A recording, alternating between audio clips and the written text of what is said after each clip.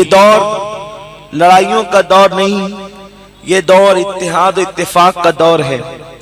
اس وقت گھر گھر میں اختلاف ہے، محلے محلے میں اختلاف ہے، شہر شہر اختلاف ہے، قریہ قریہ اختلاف ہے، ملک ملک اختلاف ہے۔ حالانکہ ہر دور میں مسلمانوں کو اتحاد کی ضرورت رہی ہے اور اتحاد کی ضرورت رہے گی۔ جب تک یہ امت متحد رہے گی، یہ امت کامیاب و کامرہ رہے گی، اور جب منتشر ہو جائے گی تو پھر اس کی طاقت بکھر کر کے رہ جائے گی۔ آپ جانتے ہیں اگر پتھر کے ٹکڑے ہو جائیں تو وہ ریت بن جایا کرتا ہے، اور اگر ریت میں اتحاد ہو جائے تو وہ پتھر بن جایا کرتا ہے۔ پتھروں میں اتحاد ہو تو پہاڑ بنتا ہے، اور پہاڑ سے جو ٹکرائے اس کا خود سر پھوٹ جاتا ہے، پہاڑ کا کچھ نہیں ہوتا۔ لیکن اگر پہاڑ کے ٹکڑے کیے جائیں تو پتھر بنتے ہیں، پتھر کے ٹکڑے کیے جائیں تو ریت کے ذرات بنتے ہیں، اور ریت کے ذرات کو پانی بھی بہا کر کے لے کر چلا جاتا ہے۔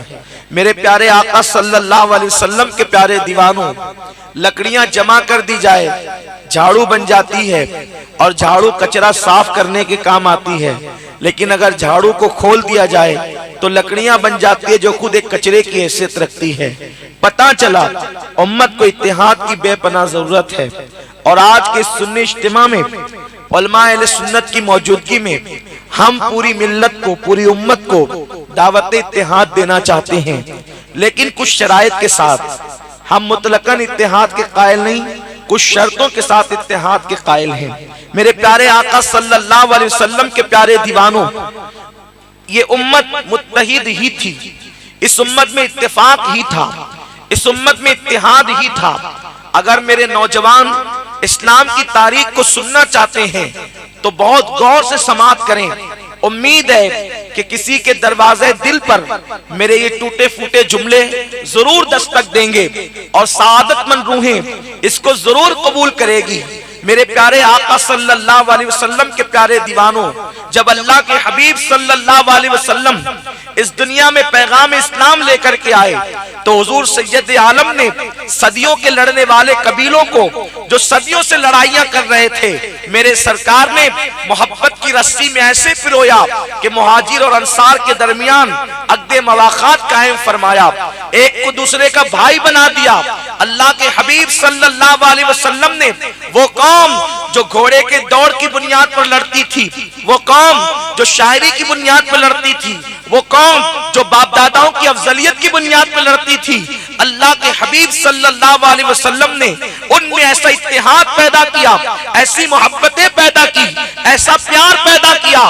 وہ انقلاب اللہ کے حبیب نے 23 سال کی قلیل مدت کے اندر پیدا فرمایا کہ پھر وہ دور بھی دنیا نے دیکھا کہ اللہ اکبر، دوسروں کا مال لوٹ کر کھانے والے، دوسروں کے مال پہ قبضہ کر جانے والے، دوسروں کے مال کو چھین کر فخر کرنے والوں میں حضور نے وہ انقلاب پیدا فرمایا کہ پھر وہ دور بھی لوگوں نے دیکھا کہ اللہ کے حبیب صلی اللہ علیہ وسلم اپنا ایک مہمان ایک صحابی کے گھر بھیجتے ہیں اور کہتے ہیں کہ یہ مہمان میرے پاس آیا ہے، تم اس کو لے کر کے جاؤ۔ تو پھر وہ قربانی کا جذبہ پیدا ہوا، وہ انقلاب پیدا ہوا کہ جب وہ صحابی حضرت ابو طلحہ انصاری رضی اللہ تعالیٰ عنہ سرکار کے مہمان کو اپنے گھر لے گئے، لے جا آپ نے اپنی بیوی کو کہا کہ میں رسول اللہ کا مہمان لے کر کے آیا ہوں، اللہ کے حبیب کا مہمان لے کر آیا ہوں۔ بیوی نے کہا کہ دراصل ہمارے یہاں تو کئی دن سے چولہا ہی نہیں جلا ہے، لیکن میں نے بچوں کے کھانے کے لیے 2 بچوں کے کھانے کے لیے انتظام کیا ہے،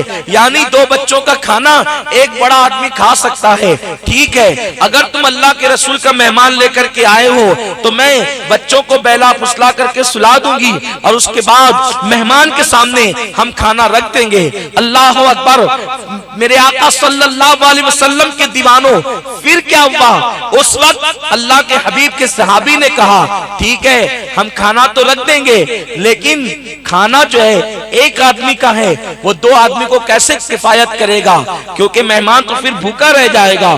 تو بیوی نے کہا میرے سرتاج، جب میں چراغ کی بتی بڑی کرنے کے لیے آؤں گی تو چراغ کی بتی بڑی کرنے کے بہانے میں چراغ بجھا دوں گی، اور آپ پھر منہ ہلاتے رہنا اور باتیں کرتے رہنا اور نتیجتاً مہمان پورا کھانا کھا جائے گا۔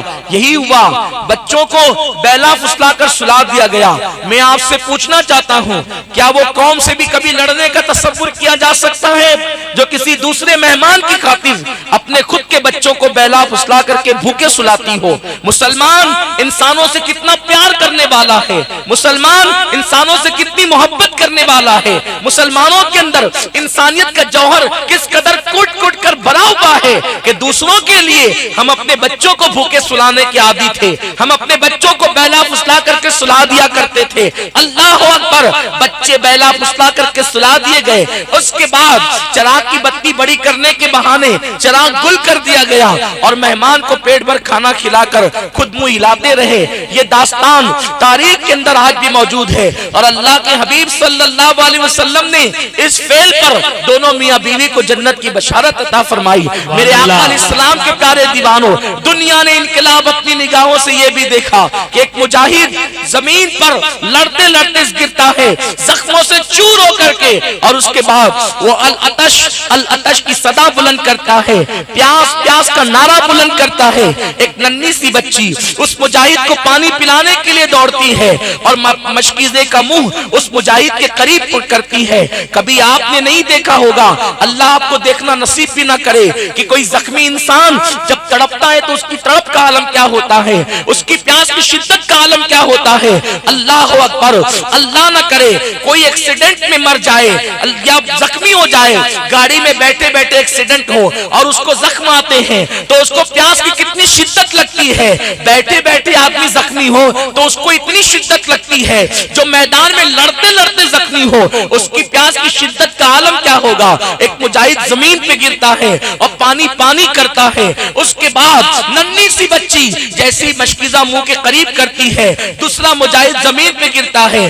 وہ بھی العطش العطش کی صدا بلند کرتا ہے۔ پھر کیا ہوا، ننھی سی بچی نے جیسے ہی مشکیزہ منہ کے قریب کیا، اس مجاہد نے منہ پھیر لیا اور کہا بیٹی مجھ سے زیادہ پانی کی ضرورت میرے اس بھائی کو ہے، لے جا پہلے اس کو پانی پلا دے۔ پھر کیا ہوا، وہ ننھی سی بچی وہاں پہنچی، تیسرا مجاہد زمین پہ گر کے تڑپنے لگا، اس نے بھی العطش العطش کی صدا بلند کی۔ جب بچی اس دوسرے مجاہد کے قریب پہنچی، دوسرے مجاہد نے منہ پھیر لیا اور کہا بیٹی مجھ سے زیادہ میرے اس بھائی کو پانی کی ضرورت ہے، جا کر کے پہلے اسے پانی پلا دے۔ وہ بچی وہاں پہنچی، وہ مجاہد شہید ہو چکا تھا، دوسرے کے پاس آئی، وہ بھی جام شہادت نوش کر چکے تھے، پہلے کے پاس آئی، وہ بھی شہید ہو چکے تھے۔ میں آپ سے پوچھنا چاہتا ہوں، مسلمانوں میں آپس میں پیار اتنا تھا، محبت اتنی تھی، اسی کی وجہ سے مسلمان پوری دنیا میں ترقی کر رہا تھا، مسلمان پوری دنیا میں کامیاب ہو رہا تھا، رکتا نہ تھا کسی سے۔ سیلے رواں ہماری یہ کیفیت تھی، بیت المقدس پر اسلام کا پرچم لہرا رہا تھا، ملک شام پر اسلام کا پرچم لہرا رہا تھا، یمن کی وادیوں میں اسلام کا پرچم لہرا رہا تھا۔ اللہ اکبر، 3 بر اعظموں پر اسلام کے پرچم لہرا دیے گئے تھے۔ اللہ اکبر، اندلس کے ساحل پر اسلام کا پرچم لہرا دیا گیا تھا، مقام سندھ پر اسلام کا پرچم لہرا دیا گیا تھا۔ اس وقت یہودیوں نے دیکھا کہ مسلمان آپس میں متحد ہے، اس لیے یہ مسلمان ہر دن ترقی کرتا ہے، ہر دن کامیاب ہوتا ہے، ہر دن کامرا ہوتا ہے۔ تو چونکہ اسلام کی آمد کے بعد یہودیوں کو سب سے زیادہ نقصان اٹھانا پڑا، اور یہودیوں نے سب سے زیادہ نقصان، اس لیے کہ یہودی مدینہ منورہ میں رہتے تھے، اور مدینہ منورہ میں ان کے رہنے کا پس منظر یہ ہے کہ تبا والحمیری جس وقت مدینہ طیبہ آیا تو اس وقت اس نے وہاں پر دیکھا کہ نہریں جاری ہے، کھجور کے درخت ہے، بڑی خوشگوار ہوا ہے، تو اس نے پوچھا یہ شہر کون سا ہے؟ اس وقت علماء یہود نے کہا تھا ہم یہیں پر گھر بنانا چاہتے ہیں۔ تو کہا کیوں، آپ لوگ یہاں کیوں رکنا چاہتے ہو؟ تو اس وقت علماء یہود نے کہا تھا کہ ہم نے اپنی آسمانی کتابوں میں پڑھا ہے کہ آخری نبی اسی سرزمین پر ان کا مزار بنے گا، ان کی آخری آرام گاہ، ان کی ہجرت کا یہی زمین ہے۔ تو تبا والحمیری نے 500 علماء یہود کو وہاں پر آباد کر دیا، یعنی اللہ کے رسول کے انتظار میں کے علماء یہود وہاں پر مقیم ہوتے ہیں, وہاں شادی کرتے ہیں, ان کے گھر بنتے ہیں. اور اس کے بعد طبا نے ایک خط دیا تھا کہ حضور کے نام بہت بڑے, یہ سب سے بڑے یہودی عالم کو, کہ محمد الرسول اللہ پر میں ایمان لایا, میں امید کرتا ہوں کہ وہ میرے ایمان کو قبول فرمائیں گے اور قیامت کے دن میری شفاعت فرمائیں گے. اور وہ خط طبا الحمیری نے سب سے بڑے یہودی عالم کو دیا اور کہا اگر تمہیں رسول اللہ مل جائیں تو تم ان تک میرا خط پہنچا دینا, اگر تمہیں نہ ملے تو تم اپنی اولاد میں منتقل کرنا, ان کو مل جائے تو وہ پہنچا دے, ان کو بھی نہ ملے تو وہ اپنی اولاد میں منتقل کرے, ان کو بھی نہ ملے تو وہ اپنی اولاد میں منتقل کرے. اس طرح میرا خط اللہ کے رسول تک بطور امانت پہنچنا چاہیے. تو طبا الحمیری نے جس سب سے بڑے عالم کو وہ خط دیا تھا, اللہ اکبر, ان کا انتقال ہو گیا, انتظار میں انتقال ہو گیا. پھر ان کی اولاد, پھر ان کی اولاد, پھر ان کی اولاد, آخر وہ ساعت سعید قریب آ گئی کہ اہل مدینہ کے دل گنچوں کی طرح کھل اٹھے. وہ وقت قریب آ گیا جب انتظار کرنے والی صدیوں سے مدینے کی زمین, بلکہ صدیوں سے یثرب کی زمین مدینہ بننے کے لیے بےتاب تھی, بلاؤں کی زمین شفاؤں کا گھر بننے کے لیے بےتاب تھی, مصیبتوں کی زمین راحت و آرام کی جگہ بننے کے لیے بےتاب تھی. وہ زمین خون و خشت کی زمین پہاڑوں کی زمین بننے کے لیے بےتاب تھی, کانٹوں کی زمین رشک جنا بننے کے لیے بےتاب تھی. پھر وہ وقت آ ہی گیا کہ پھر سنیت الوداع سے ایک صدا بلند ہوئی, طلع البدر علینا من ثنیات الوداع وجب الشکر علینا ما دعا باللہ داعی.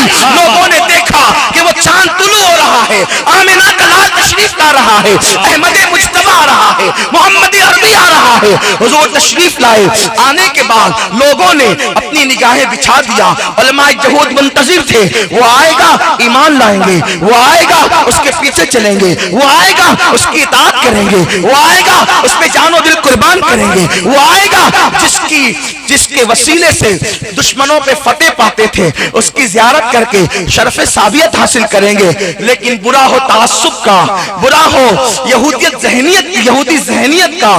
حضور تشریف لائے تو جو حضور کے وسیلے سے دعا کرتے تھے وہی حسد کی وجہ سے حضور کے مخالف ہو گئے, دولت کی لالچ میں اللہ کے حبیب کے خلاف ہو گئے, اور توریت میں جو حضور کی نشانی لکھی تھی اس کو انہوں نے بدلنا شروع کیا. لیکن کہتے ہیں پوری قوم ضمیر فروش کبھی نہیں ہوتی, ضمیر فروشوں میں کچھ حق پرست بھی ہوا کرتے ہیں, حق گو بھی ہوا کرتے ہیں, صراط مستقیم پہ چلنے والے بھی ہوا کرتے ہیں. اکثر تو نذرانے دولت اور لفافوں کے چکر میں حضور کی صفات کو تبدیل کر چکے تھے. لیکن کچھ عبداللہ ابن سلام جیسے بھی لوگ تھے جو ایمان لائے اور انہوں نے ساری چیزوں کو بتایا. لیکن مختصر یہ عرض کرنا چاہتا ہوں کہ حضور جب تشریف لائے ہر بندہ چاہتا تھا حضور کا قیام میرے گھر ہو. اللہ کے حبیب نے فرمایا ہم کہاں رکیں گے, اس کا اعلان یوں نہیں ہوگا, ہم نے اپنی اونٹنی کو چھوڑ دیا ہے, یہ اونٹنی مامور من اللہ ہے, اللہ کی طرف سے اس کو حکم ہے, یہ جہاں بیٹھے گی بس وہی میرا قیام ہوگا. یہ اونٹنی آئی اور آنے کے بعد پہلے ایک صحرا میں ایک علاقے میں کھلی جگہ میں بیٹھ کر اٹھ گئی تو سرکار نے فرمایا یہاں مسجد بنے گی. اور پھر اس کے بعد وہ اونٹنی ابو ایوب انصاری کے گھر جا کر کے بیٹھ گئی. سرکار علیہ الصلوۃ والتسلیم اترے اور کہا میرا میزبان ہوگا. لیکن جیسے ابو ایوب کے گھر اترے, آج لوگ علم غیب پہ باتیں کرتے ہیں, آج لوگ علم غیب کا مذاق اڑاتے ہیں, آج لوگ رسول اللہ کو اپنی طرح بشر کہہ کے گالیاں دیتے ہیں. ہم ان کو بتانا چاہتے ہیں لوگوں تم علم غیب کی بات کرتے ہو لیکن ہجرت کے واقعات سب بیان کرتے ہو, تم بولتے ہو مگر سمجھتے نہیں ہو. اس لیے کہ سمجھ کے لیے ایمان کی ضرورت ہے, عشق رسول کی ضرورت ہے. کیا تم یہ نہیں دیکھتے کہ اللہ کے رسول نے اپنی اونٹنی کی نکیل چھوڑ دی تھی کہ یہ جہاں بیٹھے گی وہی ہمارا قیام ہوگا. آپ سے پوچھنا چاہتا ہوں ایک سے ایک لوگوں کا گھر تھا لیکن ابو ایوب کے گھر پہ اس اونٹنی کے رکنے کی وجہ کیا تھی؟ اس اونٹنی کو کس نے بتایا تھا کہ ابو ایوب کا گھر ہے یہ؟ اللہ اکبر. اچھا مدینے میں مسلمان بھی تھے کافر بھی تھے, اگر وہ اونٹنی جانور تھی بے عقل تھی کسی کافر کے گھر بیٹھ جاتی تو اور وہ کہتا کہ میں آپ کو روکنا نہیں چاہتا تو کیا معاذ اللہ رسول پاک کا مذاق نہ بناتے لوگ؟ لیکن قربان جائیں حضور جانتے ہیں وہ اونٹنیاں اور ہیں جو پاگل ہے عقل نہیں ہے, وہ کہیں بھی بیٹھ سکتی ہے لیکن جس اونٹنی پر اللہ کا رسول بیٹھ جائے اس کو پتہ ہوتا ہے کہ مصطفیٰ کی منزل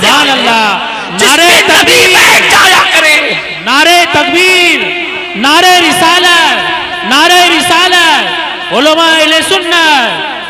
सुभान जिस अल्लाह। पर नबी बैठ जाया करे उस ऊँटनी को पता होता है, अरे वो बैठी तो मगर हर सहाबी के घर पे नहीं बैठी, वो अबू अय्यूब के घर बैठी। अबू अय्यूब के घर में आखिर क्या ऐसी खासियत थी कि वो अबू अय्यूब के घर बैठी? अबू अय्यूब के घर इसलिए बैठी कि अबू अय्यूब का शजरे नसब यहूदियों का वो जो सबसे बड़ा आलिम था, जिसको तुब्बा ने अपना खत दिया था, उसी से मिलता था। और उस वक्त तुब्बा अव्वल का वो खत अबू अय्यूब के घर में मौजूद था। सुभान अल्लाह, सुभान अबू अय्यूब के घर में मौजूद था। कलमा पढ़ने वालों, तुम्हें क्या हो गया है? आंखों से देखो, अपने नबी की शान समझो, अपने नबी की अजमत समझो, अपने नबी की बुजुर्गी समझो और हकीकत जानने की कोशिश करो, क्योंकि अल्लाह को मुंह दिखाना है, कब्र में अकेले जाना है, मैदान महशर में रब को जवाब देना है। दुनिया की रंगरेलियां खत्म हो जाएगी, दुनिया के ऐश कदे खंडरात में तब्दील हो जाएंगे। जिन मकानात पे इतराते हो ये मकानात खंडर बन जाएंगे, जिन दौलत पे इतराते हो ये दौलत तुम्हारे वारिसों में तकसीम हो जाएगी। जरा गौर तो करो, इंसाफ से काम तो लो कि वो उतनी बैठी है, अल्लाह के रसूल उतरे हैं और फरमाया अबू अय्यूब मेरी अमानत तो दे। अल्लाह अकबर, सुभान अल्लाह, अबू अय्यूब मेरी अमानत तो दे। अर्ज की या रसूल अल्लाह, आपकी कौन सी अमानत मेरे पास है? का तुब्बा का वो खत नस्लन बादा नस्लिन जो तेरे पास आया है, जरा वो मेरे पास दे, मेरी वो अमानत है, कुर्बान जाएं, ये हुजूर की शान है। बहुत से लोग ईमान लाए, ईमान दरअसल अल्लाह की का अतिया है, ईमान हर एक को मिले ये कोई जरूरी नहीं है, ये उसकी तकसीम है, जिसे चाहे ईमान दे, जिसे चाहे न दे। वो जिसे गुमराह करे उसे कोई हिदायत नहीं देता, और वो जिसे हिदायत दे उसे कोई गुमराह नहीं करता। फिर क्या हुआ? इस्लाम को दिन ब दिन तरक्की मिलती गई, यहूद जलते गए, यहूद जलते गए हसद की आग में। कितना जले यहूद, बड़े बड़े उलमा यहूद, अल्लाह ने उनकी मजम्मत बयान फरमाई कि तुम हक को बातिल में मिलाते हो, तुम हक को बातिल में मिलाते हो, हक छुपाते हो, कितमान इल्म करते हो। अल्लाह ने उनको बहुत पूरे कुरान को उठा करके देखे, कुरान मुकद्दस की सूरतुल बकरा उठाएं, उसमें इब्तिदाई आयतों में उनका पूरा जिक्र किया गया है।